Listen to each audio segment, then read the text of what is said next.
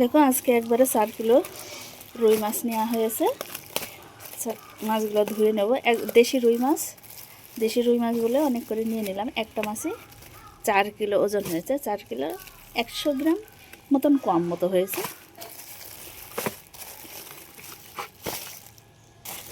ছিড়াই দে।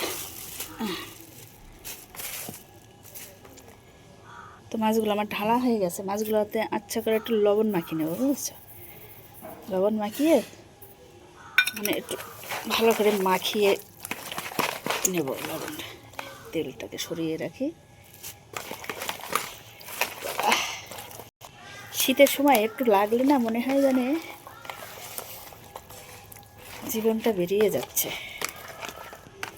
কি মানুষ তাহলে বলো, 4টে মুড়ো দিয়ে দিয়েছে, মানে মাছে শর্ট পড়েছে সেখান থেকে 4টে মাছ দিয়ে দিয়েছে।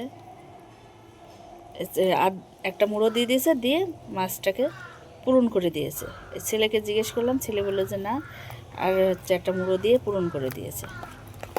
তাহলে চিন্তা করো মানুষের কিরম আজকাল এই মাথা দেখলে না আমার শরীরটার মধ্যে চলে যায়। তো ভালোভাবে লবণ মাখিয়ে আমি করে চটকিয়ে নিয়েছি মাছগুলোকে। তো আমি জল দিয়ে ধুয়ে নেব।